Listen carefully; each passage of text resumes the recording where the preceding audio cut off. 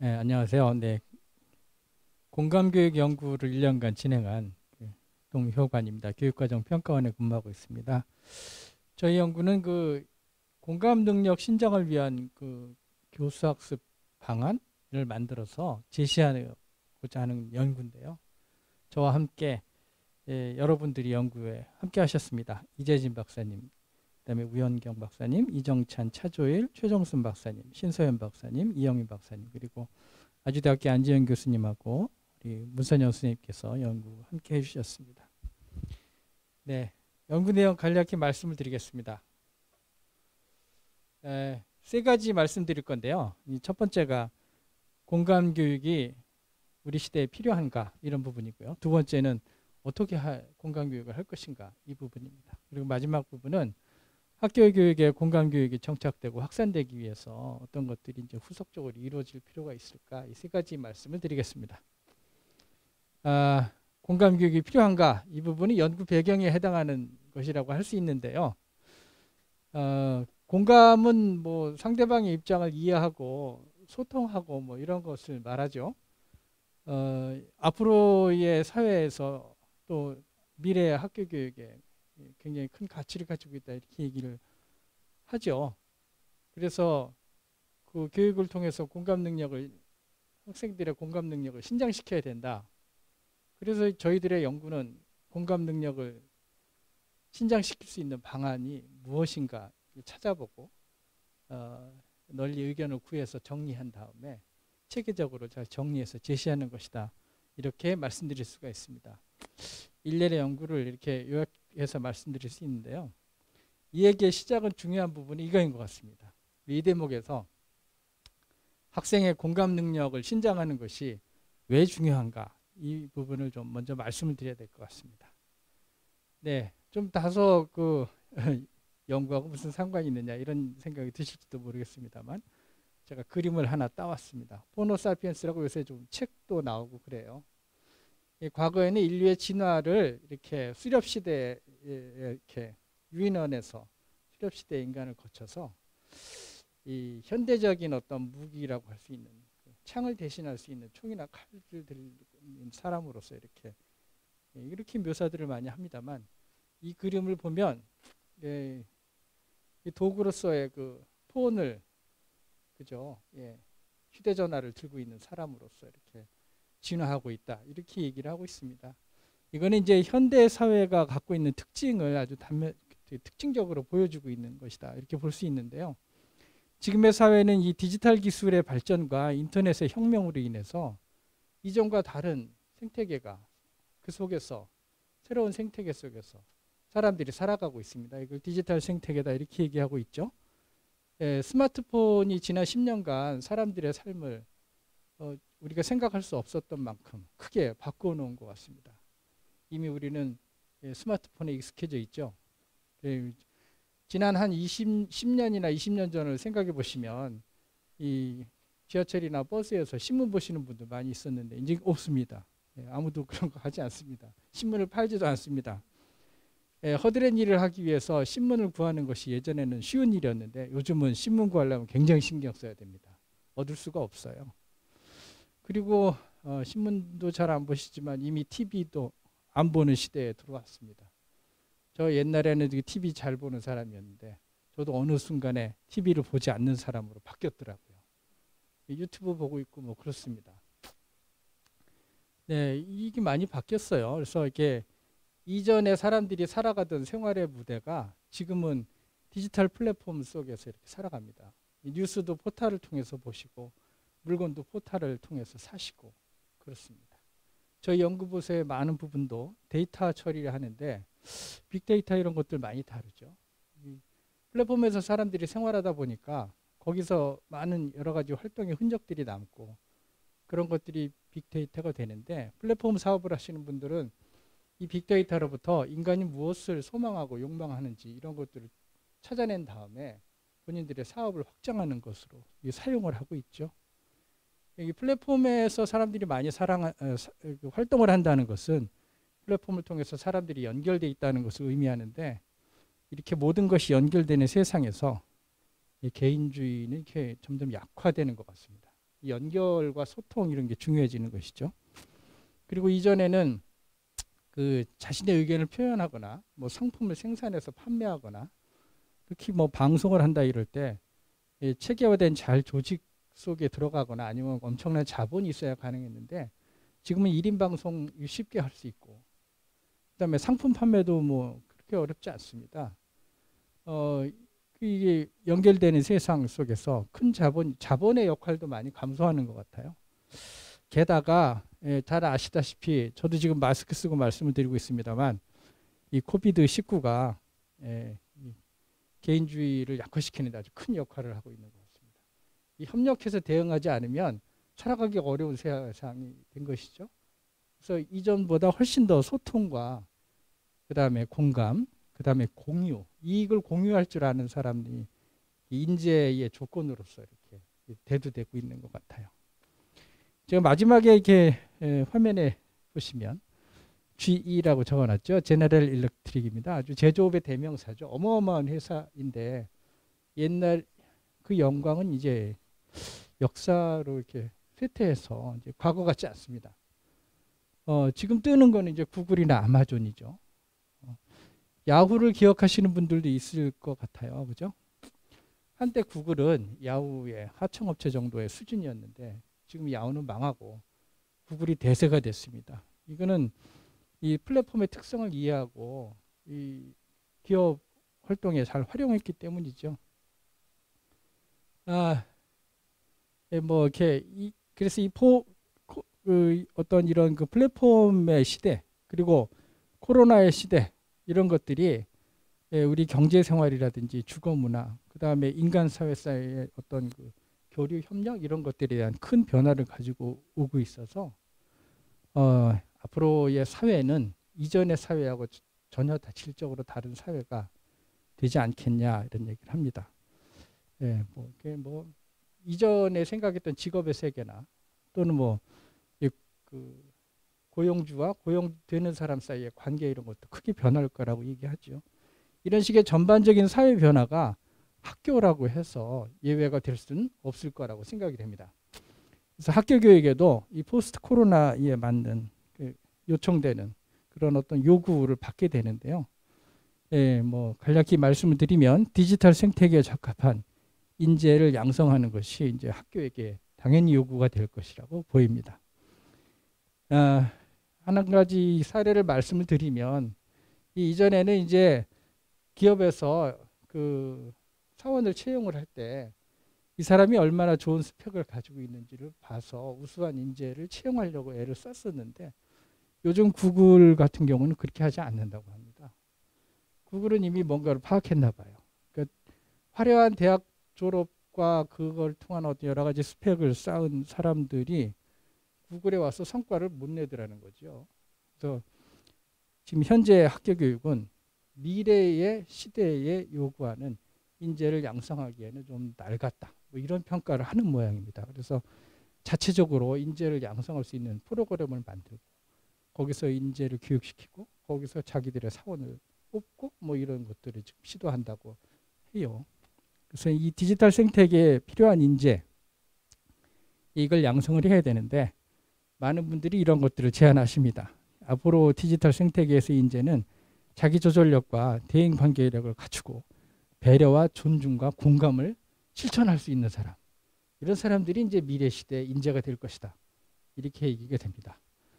과거에는 이제 학교를 다니다 보면 그래서 국어도 공부하고 뭐 수학도 공부하고 막 열심히 하다 보면 인성이 이제 선생님의 교육에 함께 간접적으로 저절로 갖춰지는 것 정도로 생각하는 경향이 있었습니다만 앞으로는 인성, 공감 이런 부분들이 주요 교육 목표가 돼야 되고 수업에서 다뤄야 되는 핵심 내용이 돼야 되지 않겠느냐 이런 생각이죠.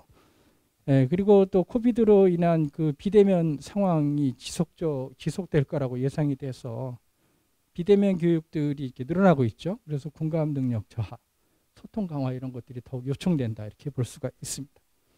그래서 공감 교육이 미래에는 주요한 것이 되어야 되지 않을까 이런 전망을 하고요. 그런 것을 위해서 학교 교육을 통해서 공감 교육이 직접적으로는 이루어질 수 있는 방안이 필요하다 이거죠. 구체적으로 그럼 어떻게 학교에서 공감 교육을 다룰 것이냐라고 생각을 해보면 첫째는 이제 이 일회성 특강이라든지 무슨 특별활동 방식의 비정기적인 어떤 이런 것을 통해서 하면 지속성을 가지기 어려우니 교과 교육을 통해서 이게 시도가 돼야 될 것이다. 그러니까 교과 교육과 함께 통합적으로 이루어져야 될 것이다. 이런 부분 생각해 볼 수 있겠고요. 그리고 깊은 배움을 통해서 창의적 사고를 신장할 수 있는 그런 학교 교육, 이게 공감 교육을 통해서 가능할 것이다. 삶과 배움이 일치되는 학습, 뭐 이런 것 추구해야 되지 않겠느냐라는 겁니다. 이런 측면에서 학교 교육에 공감 교육을 이렇게 적용할 수 있는 방안 이런 것들을 제가 연구를 통해서 생각해 보았습니다. 자, 그럼 지금부터는 두 번째 테마입니다. 어떻게 그러면 공감 교육을 할 수 있을 것인가를 말씀드리겠습니다. 자, 무엇을 어떻게 하면 공감 교육을 했다고 할 수 있을까요? 이렇게 생각을 해보면요. 예를 들자면 과학 교육을 한다. 이제 학교에서 그러면 이제 그 과학 선생님은 이런 걸 하시면 됩니다. 이제 학생들이 과학 지식을 잘 이해하게 해주시면 되죠. 그런 시간, 그런 경험을 제공을 하고 기회를 주시면 됩니다. 그리고 평가해 주시고 아이들 피드백 주시고 이러면 되죠. 그리고 과학적 탐구를 할 수 있도록 해주고 과학적으로 생각하고 행동할 수 있는 어떤 그런 태도를 길러주시고 이렇게 하면 과학교육을 잘한다 이렇게 생각할 수 있습니다. 그렇다면 학교에서 교과 수업을 통해서 공감교육을 잘하려면 어떻게 하면 되는가, 이게 제시가 돼야 되겠죠. 그러려면 학교에서 공감교육이 이루어지는 데 필요한 그런 그 제반 요소들을 좀 살피고 기반을 다져줘야 될 것 같습니다. 집 지을 때 꼭대기층부터 짓진 않잖아요. 밑에 기초를 먼저 만들고 그 위에 뭐를 쌓아야 되니까요.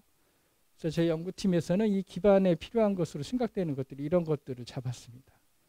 먼저 이제 이 공감교육이 체계적으로 학교에 도입되기 위한 어떤 부분에 있어서 이론적 탐색이 필요하다고 봤습니다. 그래서 공감 능력이 뭔지, 공감 교육이 뭔지 이런 것들을 좀 이론적으로 탐색해보고 그거를 바탕으로 해서 공감 교육과 관련된 요소들을 추출한 다음에 공감 교육을 이해할 수 있는 모형을 제시하고 이걸 바탕으로 해서 공감 교육의 원리와 절차를 제시해 보도록 했습니다. 그리고 이런 공감 교육의 원리가 적용이 된 예시 프로그램, 교수학습 지도안을 만들어 보고요. 이것들을 학교에 보급할 수 있는 것이 방안이 필요하겠다 이런 생각을 해봤죠.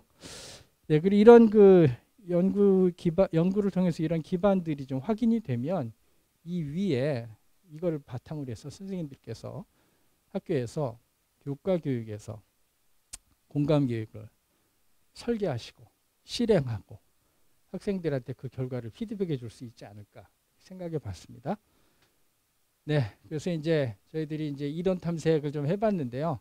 이론 탐색은 크게 이제 뭐 문헌 분석하고 각계의 전문가들을 모시고 의견을 듣고 정리를 해봤습니다.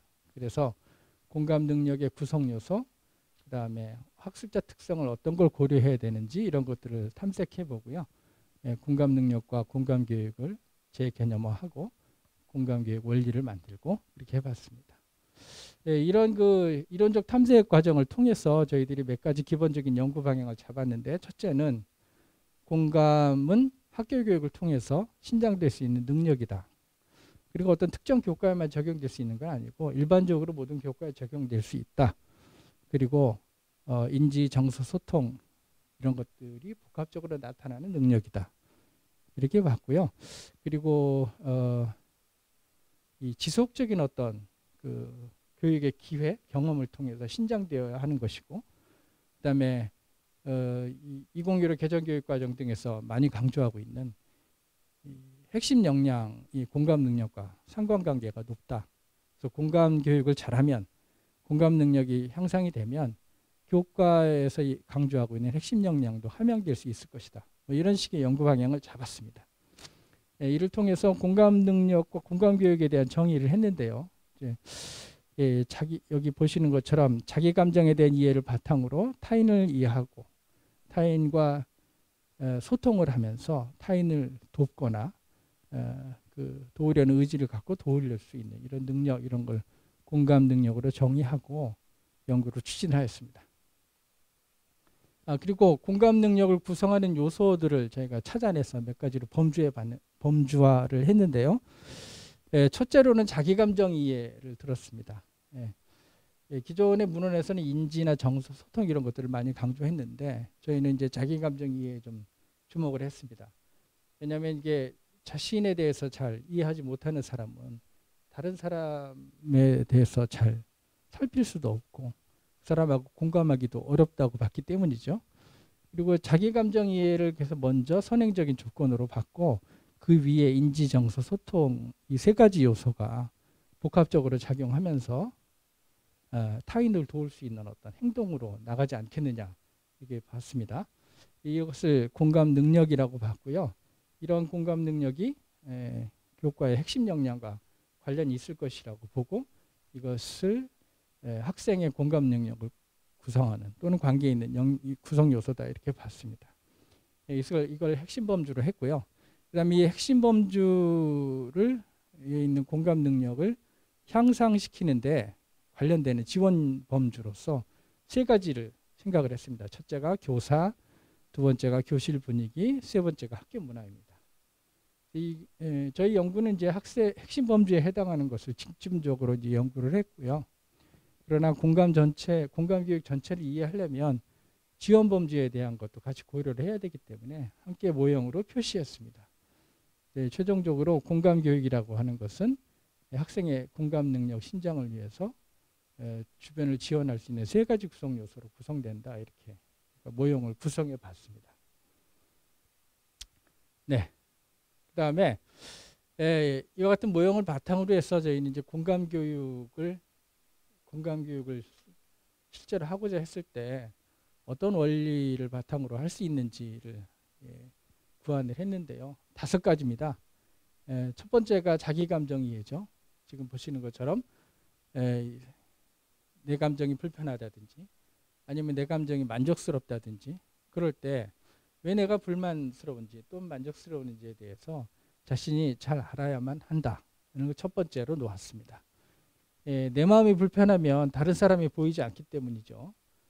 실제로 사람들은 기분이 좋을 수도 있고 안 좋을 수도 있는데 기분이 좋을 때는 좋을 때대로 나쁠 때는 나쁠 때대로 그것이 일어나는 원인이 있을 거예요. 자기의 욕구하고 관련된 부분이 있는데 이런 거를 잘 살피지 못하면 그래서 자기가 왜 기분이 나쁜지를 잘 알지 못하면 사실 그 이후에 다른 사람과의 관계도 쉽게 잘 이루어지지 않기 때문에 이 부분을 이제 우선적인 요소로 놓았습니다. 그리고 두 번째로는 인지 영역을 설정을 했는데요. 여기서 인지는 타인의 상황을 이해하고 그의 관점을 이해하는 것이라고 볼 수 있습니다. 그래서 머리로 이해하는 거죠. 저 사람이 이런 상황에 지금 놓여 있구나. 이런 걸 이해하는 부분이고요. 그 다음에 세 번째 영역으로서는 정서를 선정을 했습니다. 정서는 그 사람처럼 느끼는 거죠. 그의 입장에서. 마음이 이제 울렁거리는 겁니다. 이게 이제 이 정서라고 봤고요. 그 다음에 네 번째로는 이제 그 사람과의 소통을 시작하는 것이죠. 여기서는 뭐 언어적인 소통도 있고 비언어적인 소통도 있을 수 있겠습니다. 그리고 마지막으로는 이 소통을 통해서 개인적인 또는 공동체적인 문제 해결, 행동, 실천으로 나갈 수 있는 부분. 그래서 5가지 영역을 선정을 하고요. 이 5가지 영역에 8개의 원리와 8개의 원리를 세분화한 16개의 지침을 제시했습니다. 이와 같은 원리는 선생님들께서 공감교육을 학교에서 실행하고자 했을 때 무엇을 어떻게 할 것인지를 실질적으로 참조할 수 있는 청사진 역할을 하지 않을까 이렇게 생각을 합니다. 네. 그리고 이제 이 원리는요, 22명의 각계의 전문가들을 통해서 타당화 과정을 거쳤는데요. 자세히 설명드리면 너무 시간이 길 것 같아서 넘어가겠습니다.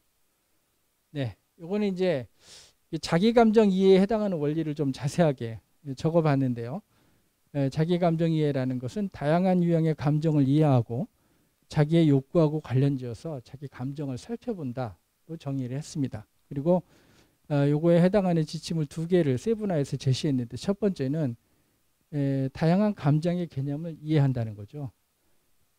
어떤 감정들이 있고 그것이 어떤 것들이다 이해하고, 두 번째로는 그것과 관련된 구체적인 경험을 떠올려서 자기 감정을 살펴보게 한다는 거죠.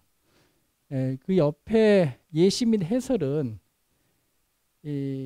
지침은 원리를 상세한 것이고 예시 및 해설은 이거를 읽어보시는 그 사용자들, 그러니까 선생님들이 되겠죠. 교사들께서 이걸 보시고 수업에 적용하라고 하실 때 이 원리 및 지침이 어떤 것, 실질적으로 무엇을 의미하는지를 쉽게 이해하실 수 있도록 좀 내용을 해설을 하거나 또는 예시를 들었습니다. 예를 들자면 감정 카드를 사용해서 어떻게 할 수 있다든지, 이 포토 스탠딩이나 또는 포토 스탠딩은 이제 사진이에요. 다양한 종류의 사진을 이렇게 나눠주고 그 사진을 활용을 해서 자신의 감정을 드러내고 왜 내가 기분이 좋았는지 또는 기분이 나빴는지 이런 것들을 이렇게 이야기할 수 있고, 그래서 살피도록 할게요. 그런 방법들이죠. 그래서 이런 것들을 이렇게 제시를 하고 있습니다.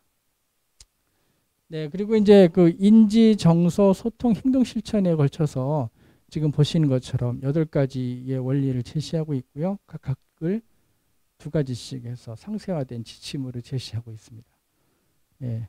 상세한 설명을 드리면 또 시간이 많이 지나기 때문에 이걸로 소개를 해드리고, 저희 나중에 보고서 보시면 자세한 내용은 많이 나와 있습니다. 네, 그 다음에 이것에 이어서 저희가 이제 주요 내용을 연구 결과로 또 제시하고 있는 것이 공감교육 교사학습 절차입니다. 공감교육의 원리를 보시고 난 다음에 실제로 수업을 설계하시려면 보통 저기 학교에서 수업은 도입이 있고 전개가 있고 정리가 있고 그렇죠. 그래서 공감교육의 원리가 그런 수업에 실제로 적용되기 위해서 도입, 전개, 절차 3개로 이렇게 유형화해가지고 절차를 제시했습니다. 이 절차는 수업과정 설계할 때 가이드가 될 수 있다고 볼 수 있겠고요. 도입 부분에 있어서는 공감적 주의 집중, 전개 부분에서는 공감 활동을 통한 주제 및 문제 이해, 그리고 타인 관점 수용하기, 정서적으로 공명하기, 그 다음에 주제 및 감정의 이해와 관련된 공유 및 문제 해결 방안 제시하기, 이런 것들을 전개에 포함시켰습니다. 그 다음에 정리는 공감적 성찰, 행동 실천하고 관련된 부분이죠. 이 전개의 주제에 대한 감정 이해 및 공유 이런 게 포함이 되어 있는데, 이 부분은 교과 교육에서 다루고 있는 여러 가지 교과 내용이라든지 이런 부분하고 공감 교육이 연결되는 부분이라고 말씀드릴 수 있습니다. 예를 들자면 사회과 수업을 하실 때 사회적 문제 상황 같은 것들을 제시하고, 아니면 역사적 문제 상황 같은 것들이 제시될 수도 있죠. 그런 상황 속에서 그 상황 속에 등장하는 인물이라든지 아니면 어떤 실존 인물일 수도 있고 역사 속의 인물일 수도 있겠습니다. 이런 인물들이나 또는 문제 상황에서 다루고 있는 어떤 주제 이런 것들에 대한 감정적 이해, 그 다음에 공명 이런 부분들을 교과 교육과 공감 교육이 연결돼서 다룰 수 있다는 것을 나타내주는 부분입니다. 네, 절차를 이제 전체적으로 나타내면 그림에 나타낸 것처럼 이렇게 도입, 전개, 정리로 나누어지고 있고요. 그 다음에 그 도입에 하나, 전개에 셋, 정리에 1가지 단계가 포함되어 있습니다. 각각 내용과 그에 해당하는 교수 학습 활동에 대한 예시를 적어서 수업 설계에 대한 안내로서, 지침으로서 작용할 수 있도록 개발을 하였습니다. 네, 이어서 저희가 이제 교수학습 프로그램을 또 개발을 했는데요. 이 교수학습 프로그램은 공감교육이 학교에서 실행되기 위해서 꼭 필요하다고 봤습니다. 원리하고 절차를 제시를 했습니다만 이것만 가지고는 사실 공감교육을 이렇게 이해하는 데 쉽지 않아서 원리나 절차가 적용된 수업 예시가 꼭 필요하지 않느냐 이렇게 본 것이죠. 그 다음에 또 이것이 수업 예시로서만 역할을 하는 것이 아니라 이 교수학습 프로그램을 보면 선생님들께서 공감교육이 이런 거고 이렇게 내 수업에 적용하면 되겠구나. 그래서 공감교육에 대한 이해도를 높이고 그다음에 현장 적용성을 제고할 수 있는 어떤 장치다 이렇게 볼 수 있겠습니다. 또한 연구팀 입장에서 보면 그 연구팀에서 개발한 공감교육의 원리나 절차가 정말 실제로 학교 현장에서 효과를 낼 수 있는지를 좀 알아봐야 했거든요. 그래서 예시 프로그램을 국어, 사회, 음악, 미술, 그다음에 비교과를 대상으로 개발을 해서요. 현장 전문가 선생님들과 그다음에 교과 교육 전공하신 선생님들 모시고 이렇게 마이크로 티칭을 통한 시연과 현장 검토를 받고 수정 보완을 해서 개발을 했습니다. 그래서 이게 학교에서 공감 교육을 계획하고 실행하는 데 어떤 기초적인 기반이 되거나 또는 도구로서 활용될 수 있지 않을까 이렇게 예상해 봅니다. 프로그램의 구성은 첫 번째 부분은 프로그램의 개요죠. 이제 이 프로그램이 어떤 것이다. 그 다음에 누구를 대상으로 하며 어떤 역량을 기르는 것을 목표로 하고, 그 다음에 차시는 어떻게 구성되며 차시별 주제와 내용은 뭐다, 이런 것들이 소개되어 있습니다. 두 번째로는 이제 프로그램 구조가 있고요. 세 번째로는 프로그램의 목표와 교수학습 지도안이 제시가 됩니다. 그리고 네 번째로는 이 프로그램을 잘 활용하기 위해서 필요한 여러 가지 활동지들을 어떻게 활용하시면 좋습니다. 이런 부분들. 그 다음에 수업하실 때 이런 점 유의하시면 좋아요. 이런 부분들. 그리고 학생들한테 이런 거 피드백해 주세요. 이런 부분들이 이제 제시가 되고 있고요.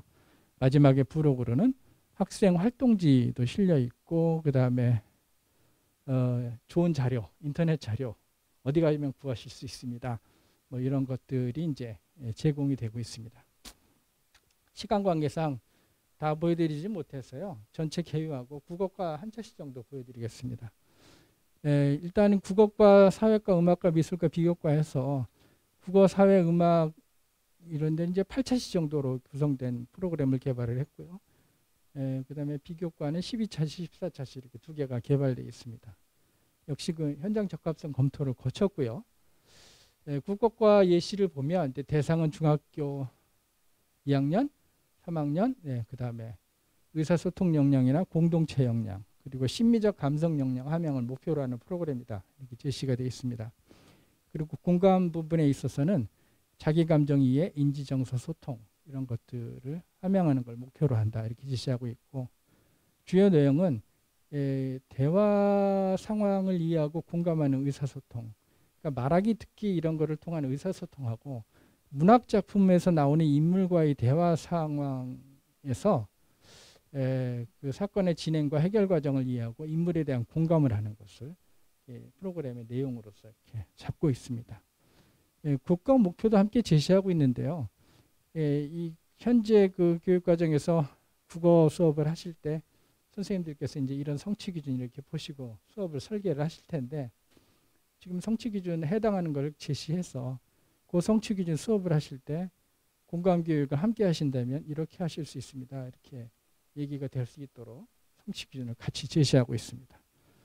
네. 그래서 이제 8차시 중에서 두 개의 차시 블록 타임으로 운영되는데요. 두 개의 차시에서는 공감적 듣기에 대한 개념 원리 학습을 하고, 그 다음에 3, 4차시에서는 공감적 듣기를 적용을 하고, 5, 6차시에서는 동백꽃 작가 소개, 그 다음에 소설의 배경과 주요 사건 이해 이런 것들을 수업을 하시고, 7, 8차시에서는 인물에 몰입해서 소설 동백꽃 감상하기 이렇게 이제 진행이 됩니다. 옆에 그 표의 오른쪽에 보시면 원리나 절차가 나와 있는데, 이 원리나 절차는 저희가 앞에 소개해드린 그 원리나 절차에 대한 코드입니다. 보고서를 보시면 자세한 건 아실 수 있습니다. 네, 지금 보여드리는 거는 이제 국어과 공감 교육 교수학습 프로그램 지도안 1차시인데요. 도입 부분에서는 학생들에게 각자 공감이, 자신들이 생각하는 공감이 뭔지 생각해보고 말하게 하는 거죠. 그리고 나서 전개에 들어가서는 어떤 상황을 이렇게 그림으로 제시를 해줍니다. 저 상황은 뭐냐면, 친구 한 사람이 이제 물건을 잃어버렸는데요. 옆에 있던 애가 777 못해서 너는 맨날 그런 거나 잃어버리고 다니고 그러냐, 뭐 이렇게 이제 반응을 하는 겁니다. 네, 시간이. 네. 그래서 이제 공감적 대화가 되지 못한 거죠. 저 얘기를 들은 학생은 마음이 불편하고 힘들어질 텐데, 뭐 저건 어른들도 마찬가지죠. 그래서 이제 공감적 대화가 되지 못하는 이유가 뭐냐, 공감적인 대화가 되기 위해서는 어떻게 해야겠니, 그 친구는 어떤 감정 상태였을까, 마음은 어땠을까, 이런 것들이 이제 다루게 되는 거죠. 그래서 공감적 듣기가 무엇이고 필요성은 어떤 것이고 그리고 공감을 하려면 어떻게 해야 되겠는지 이런 것들이 이제 진행해 나가는 지도안을 이렇게 1차시로 구성을 하였습니다. 네, 그 다음에 저희가 또 연구에서 제시하는 것 중에 하나가 공감 후속 연구인데요. 이거는 이제 현재 저희가 제시하고 있는 것은 공감 교육의 정착과 확산을 위해서 가장 필요한 기반 정도를 제공하고 있다고 생각을 합니다. 공감 교육의 원리와 절차, 그에 해당하는 10프로그램 정도인데요. 앞으로 공감 교육이 정말 활성화되기 위해서는 다양한 공감 교육 사례 발굴에 관련된 연구가 이루어질 필요가 있다. 다양한 사례가 있어야 현장에서 교육이 활성화될 수가 있겠죠. 선생님들도 다양한 자료를 접할 수 있겠고요. 두 번째로는 현재 저희는 이제 연구 결과를 중학교를 한정해서 이렇게 제시하고 있는데 사실 뭐 초등학교도 있고 고등학교도 있고 하니까 초등학교나 고등학교 급에서도 이거에 해당하는 연구가 이루어질 필요가 있다. 그래서 그걸 제시했습니다. 그 다음에 두 번째로는 교육과정 관련된 연구가 또 후속적으로 이루어질 필요가 있다는 거죠. 그래서 공감이 핵심 역량과 어떤 관련이 있는지를 교육과정 총론에서 좀 자세히 기술할 수 있다면 공감교육이 강화될 수 있지 않을까 이렇게 생각을 해봤고요. 그 다음에 성취 기준에도 공감이 이렇게 명시화될 수 있도록 할 수 있는 방안을 찾아보는 연구도 있지 않을까 생각을 해봤습니다. 또 한편 필요한 것은 공감교육이 이루어지고 난 다음에 학생의 성장과 발달을 도울 수 있는 어떤 평가 방안이 필요한 것이죠. 그래서 과정 중심 평가가 공감에 대해서도 이루어질 수 있는 어떤 방안이 있어야 되지 않을까 이런 것과 함께 또 한 가지는 공감을 여러 가지 요소 능력으로 보고 여러 가지 그 공감 능력을 구성하는 여러 가지 요소가 있다고 저희가 제안을 했는데 만약 이런 요소별로 평가 지표를 만들고 그 지표를 생산하고 지표를 어떻게 학생들한테 피드백해 줄 수 있는 방안을 만들어낼 수 있다면 공감 교육의 어떤 체계적 실행에 큰 도움이 되지 않을까. 그래서 이제 세 번째 연구 방안으로 제시를 했고요. 그다음에 앞으로 온라인 학습 상황이 더욱더 이렇게 많이 이렇게 될 것 같아요. 코로나 이후로 이제 상황이 많이 변하면서 그래서 이제 이 온라인을 전제로 한 공감 교육에 관련된 연구도 앞으로 이루어질 필요가 있다 이런 생각이 듭니다. 그래서 저런 연구를 제안해 봤고요. 그 이외에 뭐 여러 가지 정책적으로 필요한 것도 여러 가지 제시되고 있는데 오늘은 생략을 하였습니다. 네, 여기까지 마치겠습니다. 감사합니다. 보다 상세한 내용은 저희 보고서하고 자료집에 나와 있는데요.